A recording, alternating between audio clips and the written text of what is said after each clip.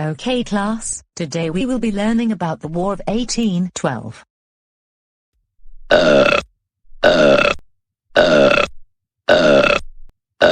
Penelope. How dare you stand up and burp in class? That's it.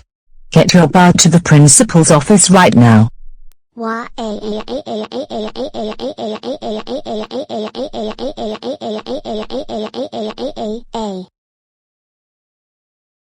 So Penelope, why are you here in my office? I stood up and then burped in class. Penelope. We do not stand up or burp in class at the time like this. That does it. You're expelled severely. Go home right now.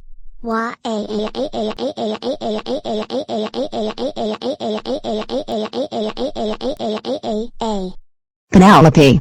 I cannot believe you stood up, then burped in class and then got expelled severely. That's it. You're grounded for the rest of your life. Go upstairs to your room right now.